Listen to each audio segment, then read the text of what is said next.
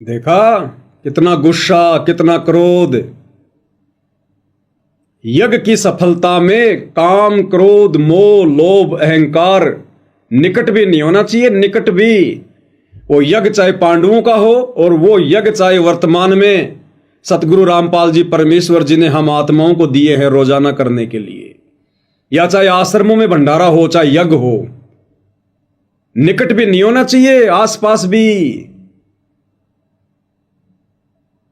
तो भीम किस प्रकार से आग बबूला हो रहा है नेवले की बातें सुन के। तनिक भी विचार नहीं किया कि नेवला और मनुष्य की भाषा में बोल रहा है। जरूर कोई न कोई बात है, सुनना चाहिए ध्यान से। तुरंत गुस्से में आ गया।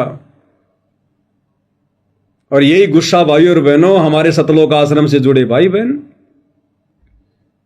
यही क्रिया आश्रमों से जुड़े भाई बहन अपना रहे हैं। ये वीडियो 12 अगस्त 2025 का हिसार कोर्ट के बाहर का, जब मुझ पवन दास की तारीख थी, जो झूठा मुकदमा इन आश्रम वालों ने गुरुदेव से मेरे ऊपर लगवा रखा है। उस दिन इन्होंने हमारे वकील के माध्यम से संदेशा दिया कि पवन दास को कहे हमसे कॉम्प्रोमाइज कर ले, समझौता कर ले। दास ने मना कर दिया कि भैया मैं तो समझौता नहीं करूंगा, मुकदमा तुम लोगों ने किया, सोच समझ के करना चाहिए था। अगर तुम्हें लग रहा है कि हमने गलती कर दी तो भैया फैसला आने दो। अब तो ये कोर्ट में है, जज के हाथ में है, ये मैं तो समझौता नहीं करूंगा। तो इन्होंने गुंडे बुला लिए बाहर से, डॉक्टर चांद राठी ने, जिन्होंने मेरे ऊपर मुकदमा किया। बसंत सैनी को बुला लिया। बसंत सैनी गांव गांद्रा, जिला रोहतक, हरियाणा वाला, हिसार में रहता है। 8-10 लोग लेके आ गए अपने साथ में भक्तों को हमारी पिटाई करने के लिए। अब बताओ भाई और बहनों, ये बसंत सैनी गांव गांद्रा, जिला रोहतक, हरियाणा वाला, जिसने उस दिन हिसार कोर्ट के बाहर पेट्रोल पंप पर हमला किया भक्तों के ऊपर, दास तो इनके हत्थे नहीं चढ़ा। दास तो किसी पुलिस वाले के साथ था, इसलिए उसके साथ में दास उसकी गाड़ी में बैठ के चला गया। पीछे से 2 भाई थे, जयपुर से मनोज जी और राजस्थान के दौसा के महुआ से मुकेश जी, वो मेरे साथ गए हुए थे। उन दोनों को इन सारनामी लोगों ने, सतलोक आश्रम वालों ने, इस बसंत सैनी ने, जो बसंत सैनी सतलोक आश्रम धनाना में, मुंडका में, सिंहपुरा में जो पाठ करता है, गरीबदास जी की वाणियों पर बैठकर पाठ करता है, देखो किस प्रकार से इन भक्तों की पिटाई कर रहे हैं। तो गुस्सा, अहंकार, ये तो इनकी नाक के ऊपर है। देखो ये नीली शर्ट वाला, नीली टी शर्ट वाला, ये बसंत सैनी, ये कोड़ियों से मार रहा है। ये भक्तों को सार नाम देता है, उस आश्रम में भक्तों को सार नाम। और यहां देखो किस प्रकार से भक्तों को जानवरों की तरह पीट रहा है। तो भाई और बहनों, कैसे इन आश्रमों में की जाने वाली यज्ञ सफल होंगी? अरे युधिष्ठिर में तो जरा सा अहंकार आया था, उस अहंकार के चलते भी उसकी यज्ञ संपन्न नहीं हुई। और ये लोग यज्ञ करने वाले, पाठ पर बैठने वाले, लोगों को सारनाम देने वाले बसंत सैनी जैसे हमारे भगत, ये भक्तों को सरेआम मार रहे, पीट रहे रोड पर। तो सोचो इनके आश्रमों में जितनी भी धर्म यज्ञ होती हैं, वो चाहे कबीर जी का प्रकट दिवस हो, चाहे संत रामपाल जी का अवतरण दिवस हो, चाहे गरीबदास जी का बोध दिवस हो, चाहे दिव्य धर्म यज्ञ दिवस हो, चाहे निर्वाण दिवस हो, कुछ भी हो, इनका कोई यज्ञ सफल नहीं है। कोई भी यज्ञ इनका संपन्न नहीं होता है। सारे यज्ञ इनके आधे अधूरे। भक्तों के दान का पैसा निष्फल, बेकार। ज्योति पाठ का पैसा गटर में जा रहा है। भाई और बहनों, ये भक्ति विधान से तुम्हें बताया जा रहा है। मैं पवन दास को अपनी तरफ से कुछ नहीं बता रहा। इतिहास गवाह है, इतिहास। युधिष्ठिर में तो जरा सा अहंकार आया था, लोगों की मान बढ़ाई से भरी बातें सुनकर। और यहां इन आश्रमों में पाठ करने वाले, पाठ पर बैठने वाले, गरीबदास जी की अमृतवाणियों को पढ़ने वाले, ये बसंत सैनी जैसे सारनामी लोग भक्तों को कैसे रोड पर कोड़ियों से मार रहे हैं। तो सोचिए कैसे ऐसे लोगों के द्वारा की गई यज्ञ संपन्न होगी। गुस्सा इनकी नाक पर। अभी दास ने एक वीडियो बनाया था जो इन सतलोक आश्रम वालों ने महिम चौबीसी चबूतरे पर मैम चौबीसी खाप के लोगों के द्वारा सतगुरु रामपाल जी का सम्मान करवाया था, तो दास ने उस पर वीडियो बनाया था कि भैया इस प्रकार का सम्मान हमारे गुरुजी नहीं करवाते, जब तक कोई उनका भगत नहीं बनता है, उनकी मर्यादाओं में नहीं है, ये हुक्का बीड़ी सिगरेट पीना नहीं छोड़ता है। ऐसे किसी भी व्यक्ति से जिसको ढेड की श्रेणी में लिया गुरुदेव ने, हुक्का पीने वाला ढेड, नशा करने वाला ढेड, मांस खाने वाला ढेड, शराब पीने वाला ढेड, आन उपासना करने वाला ढेड, मंदिर में जाने वाला ढेड, गुरुदेव ने इन सबको ढेड की संज्ञा दी है काफिर के अंग में। तो दास ने कहा कि ऐसे ढेडों से सतगुरु रामपाल जी सम्मान नहीं करवाते। इस बात से आग बबूला हो गए और उन खाप पंचायत के प्रधानों के साथ मिलकर ये सतलोक आश्रम वाले कॉन्फ्रेंस कर रहे हैं। और कॉन्फ्रेंस में कौन कौन बैठे हैं?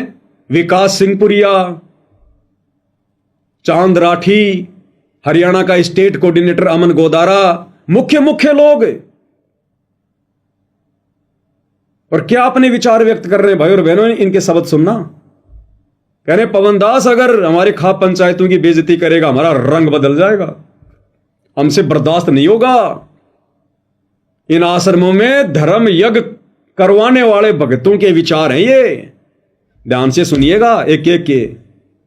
और जब भाई पवन तेरा जी कर रहा है ना ज्ञान चर्चा ने, तो नू खाप ने बदनाम ना कर, बात बिगड़ जाएगी। तेरा जी कर रहा तू हमारी गल बात करे, और भाई किसी भी प्रकार से 1% भी चौबीसी खाप और महाराजिया का अपमान बर्दाश्त नहीं करा जाएगा। भाई हम इतनी आवारती बर्दाश्त कर सका जब ती बात हमारे ऊपर है, और जब हमारी खाप पर हमारे भाईचारे बात आओगी तो भाई रंग बदल जाएगा और दिक्कत हो जाएगी। पवन तने को समस्या है, तुम्हारा फोन नंबर ले, तुम्हारे दोरा तुम्हारे तक बैठ कर बात करे। देखा कितना गुस्सा, कितना ये क्रोध। और गुरुदेव कहते हैं तर्पण सो जो तमक ना होवे। भगत को तो जरा भी क्रोध नहीं करना चाहिए, जरा भी। परमात्मा कहते हैं मन लाग्यो मोरो यार फकीरी में। अरे भला बुरा सबका सुन लीजिए, कर गुजरान गरीबी में, मन लागो मेरो यार फकीरी में। फकीरी यानी भक्ति, कि भगत के तो ये भाव होना चाहिए कि मेरा तो भक्ति में मन लग गया। अब चाहे कोई मेरी बेइज्जती करे, चाहे मेरी खाप पंचायत की बेइज्जती करे, चाहे कुछ भी करे, बस मैं तो भक्ति में मगन हूं। और ये लोग, हमने सच को सच कह दिया, उक्के पीने वाले को ढेड कह दिया, जो गुरुदेव ने कह रखा है, तो इनको मिर्ची लग गई। और अपने भगत की बातों का समर्थन ना करके, अपने भगत भाई बहनों की उन बातों का, जो बातें गुरुदेव ने सत्संगों में कही, उनका समर्थन ना करके, और हुक्का पीने वालों की बातों का समर्थन कर रहे हैं ये सारनामी लोग, जो इन आश्रमों में तुम्हारी यज्ञ करवाते हैं, तुम्हारे पाठ करवाते हैं, और कह रहे रंग बदल जाएगा, रंग, बात बिगड़ जाएगी पवन दास। तो ये तो युधिष्ठिर के भी बाप हैं, युधिष्ठिर के भी बाप। तो सोचिए भाई और बहनों, वर्तमान में इन लोगों के द्वारा तुम जो पाठ करवा रहे हो, आश्रमों में जाकर ज्योति करवा रहे हो, हवन करवा रहे हो, तुम्हारे यज्ञ कैसे सफल होंगे? जिंदगी में सफल नहीं हो सकते, जिंदगी में। आगे हरियाणा के स्टेट कोऑर्डिनेटर अमन गोदारा जी के विचार सुन लो। कहते हैं उस पवन दास को या तो वो मान जाए सीधा सीधा, या तो माफी मांग ले, नहीं तो मुकदमा कराएंगे और उसको घसीट के लेके आएंगे। वो ढूंढा भी ना पावे, ढूंढा भी। ये अमन गोदारा जी के विचार हैं, ये स्टेट कोऑर्डिनेटर के, हरियाणा की संगत के मार्गदर्शक के। ये क्या मार्गदर्शन करते होंगे संगत का? गुस्सा तो इनकी नाक पे बैठा है, शैतान तो इनके नाक पे बैठा हुआ है। क्या कह रहे हैं गोदारा जी? उस पर अंकुश न्यू लगेगा, जैसे ही भी इन्होंने बता दी कि तो माफी मांगे ना FIR होगी, और ये जैसे FIR करवाओगे तो उसका ब्योत नहीं उड़े ना जा। और हम भी सारे भाई, हम भी अपनी जितनी भी वो, हम भी FIR करवाओगे, ऐसी बात थोड़ी हम उन्हें छोड़ देंगे। राजी राजी मान जाएगा ठीक से ना, हम उन्हें फेर घसीटा, पहले भी घसीटा था, बताओ, वो ढूंढा भी ना पावे। बताओ, कहते हो राजी राजी मान जा तो ठीक है, नहीं तो उन्हें घसीट के लावांगे, और पहले भी घसीटा था उसने। ये स्टेट कोऑर्डिनेटर अमन गोदारा के विचार है, जिसको देखकर लाखों की हरियाणा की संगत चल रही है आंख बंद करके। तो बताओ भाई और बहनों, कैसे इन आश्रमों में तुम भाई बहन जो पाठ करवा रहे हो, यज्ञ करवा रहे हो, ये धर्म भंडारों के नाम पर जो ये मार्केटिंग हो रही है, भीड़ इकट्ठी की जा रही है, कैसे तुम्हारी यज्ञ सफल होगी? जिंदगी में सफल नहीं हो सकती, जिंदगी में। तो आगे फिर युधिष्ठिर का अभिमान तोड़ने के लिए श्री कृष्ण जी रूप में परमेश्वर रामपाल जी ने अजब गजब लीला की। परमेश्वर ने खुद एक नेवले का रूप बनाया और इंसानी भाषा में बोलकर धर्मराज युधिष्ठिर को कहा कि जो तू अपने मन में सोच रहा ना कि मेरी योग सपन हो गई है, मैंने निस्वार्थ भाव से यज्ञ की है, तो नेवले रूप में परमात्मा कह रहे हैं कि तूने निस्वार्थ भाव से यज्ञ नहीं की। मैंने तेरी यज्ञ की जांच कर ली, तेरी यज्ञ सफल नहीं है। अब वो पांडव समझ नहीं पाए इस बात को। तब सोच छल छिद्र करते हुए पूज्य गुरुदेव भगवान श्री कृष्ण रूप में क्या कह रहे हैं कि हे नेवले, आप तो कोई महात्मा लगते हो। भाई महात्मा ही है। परमेश्वर रामपाल जी ने स्वयं नेवला रूप बनाया, सतगुरु जो चाहे सो करी। बोले आप तो कोई महात्मा लग रहे हो, आप कृपया थोड़ा विस्तार से समझाओ, थोड़ा विस्तार से। क्योंकि भाई और बहनों, अगर श्री कृष्ण रूप में परमात्मा संदेशा दे, उपदेश दे, वो युधिष्ठिर कभी नहीं मानने वाला। क्योंकि घर का जोगी जोगना, बाहर का जोगी सिद्ध, दीपक तले हमेशा अंधेरा रहता है। जैसे पूज्य गुरुदेव भगवान पिछले 25 वर्षों से थक गए कह के, उनके घर वाले, उनके बेटा बेटी, भाई बंधु रिश्तेदार, ये कोऑर्डिनेटर आज तक नहीं समझ पाए। तो परमात्मा ने दूसरा तरीका अपनाया। अब ये नेवला समझाएगा कि धर्मराज युधिष्ठिर तेरी यज्ञ संपन्न क्यों नहीं है। और भाई और बहनों, हमने विशेष तौर पर शिक्षा लेकर आगे बढ़ना है। अगर हम अपने पूज्य गुरुदेव भगवान को भोग लगाएं, हमारे घर पर कोई भगत भाई बहन आ जाए या हमारे घर पर कोई साथ संगति है, तो किस प्रकार से हमने आधीन भाव से, दास भाव से उन भगत भाई बहनों की जी जान से, तन मन धन से सेवा करनी है। कितने प्रेम पूर्वक हमने उनके साथ व्यवहार करना है। ये सारी बातें आज मालिक के आशीर्वाद से इस वीडियो में समझ में आएंगी। हमारे विशेष भाव बनेंगे आज के बाद, ये वीडियो पूरा देखने के बाद। जब हम गुरुदेव को फिर कल भोग लगाएंगे, हमारे भाव इतने जो है बदले हुए होंगे, हमारे विचारों में जो है तब्दीली आ चुकी होगी। हमारा जो नजरिया है भगत भाई बहनों को देखने का, उनकी सेवा का, वो चेंज हो चुका होगा आज के इस वीडियो के बाद, यदि मालिक ने दया करी तो। अब नेवले के रूप में परमात्मा उसको एक कहानी बता रहे हैं। कहानी परमात्मा नेवले के रूप में कह रहे हैं कि मेरा आधा शरीर सोने का है। और वो आधा शरीर सोने का क्यों बना? किसी धर्मात्मा, किसी भगत के घर पर भोजन करने से उस भगत ने किस भाव से साधुओं को भोजन करवाया, और साधु के भोजन करने के बाद वो नेवला जो उस घर में छुपा हुआ था, उसने नीचे दाने खा लिए कुछ। उन दानों के खाने से आधा शरीर सोने का बन गया। उस भोजन खिलाने वाले भगत ने किस भाव से भोजन कराया था? कहते मेरा आधा शरीर तो सोने का बन गया। उसके बाद मैं धरती पर कोई ऐसा धर्मात्मा ढूंढ रहा हूं, ऐसा कोई दानवीर ढूंढ रहा हूं, उस ब्राह्मण जैसा।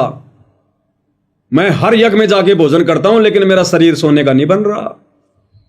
आज मैं ये सोचकर, तेरा नाम सुनकर कि युधिष्ठिर बहुत बड़ा दानवीर है, बहुत बड़ा धर्मात्मा है, निस्वार्थ भाव से जो अमल भंडारे करता है, यज्ञ करता है, और मैंने तो तेरा भोजन खा के देख लिया, मेरा शरीर तो चेंज नहीं हुआ, पूरा शरीर सोने का नहीं हुआ। अगर तू उस ब्राह्मण के जितना भी दानवीर होता, तेरी सच्ची नीयत होती, तेरे भाव सही होते, तो तेरी यज्ञ का ये भोजन खाकर आज मैं पूरा सोने का बन जाना था। लेकिन मैंने भोजन कर लिया, लेकिन मेरा शरीर पूरा सोने का नहीं हुआ। तेरी यज्ञ असफल है। अब वो कथा जब आप सुनेंगे भाई और बहनों, अगर हम भगत हैं, वास्तव में परमात्मा की भक्ति प्रवेश है, यदि हम वास्तव में भगत बनने की दिशा में आगे बढ़ रहे हैं, मान बढ़ाई, राग द्वेष, ईर्ष्या से पीछे हटकर, तो अवश्य भाई और बहनों ये कथा हमारे ऊपर विशेष एक प्रभाव छोड़ेगी। तो आगे नेवले के रूप में सतगुरु रामपाल जी भगवान, ये कबीर परमात्मा क्या शिक्षा दे रहे हैं, क्या संदेशा दे रहे हैं युधिष्ठिर को, क्या वो कथा सुना रहे हैं।